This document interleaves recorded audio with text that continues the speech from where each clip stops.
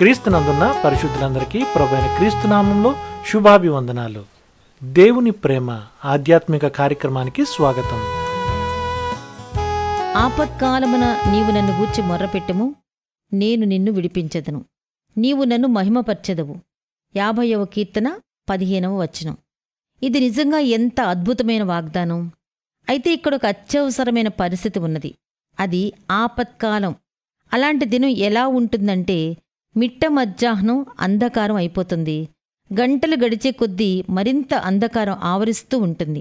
సరిగ్గా ఇలాంటి సమయంలోనే ఈ వాగ్దానం నెరవేరుతుంది.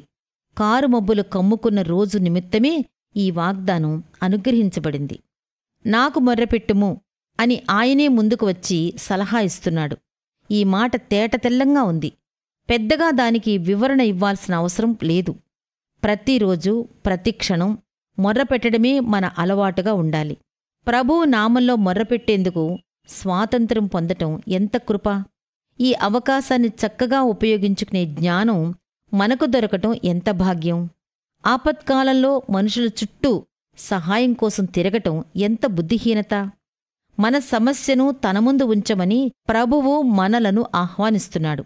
కాబట్టి మనం ఆ పని చేయటానికి వెనుకాడకూడదు. నేను నిన్ను విడిపించెదను. ఆయన మనలను ప్రోత్సహిస్తూ తన వాగ్దానాన్ని నిశ్చయం చేస్తున్నాడు.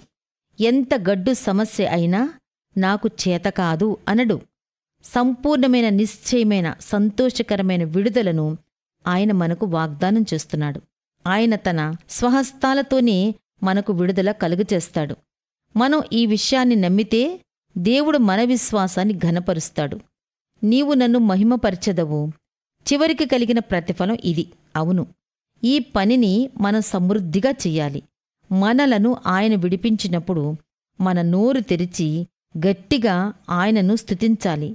ఆయన ఖచ్చితంగా మనలను విడిపిస్తాడు. కాబట్టి ఇప్పుడే ఆయనను స్తుతించటం మొదలు పెడదాం. దేవుని ప్రేమ ఆధ్యాత్మిక కార్యక్రమాన్ని చివరి వరకు వీక్షించిన శ్రోతలందరికీ మా హృదయపూర్వక వందనాలు. తిరిగి మరలా రేపటి ఉదయకాల సమయంలో కలుసుకుందాం. అంతవరకు సెలవు. May God bless you. దేవుడు మిమ్మల్ని అందరినీ దీవించును గాక. ఆమెన్.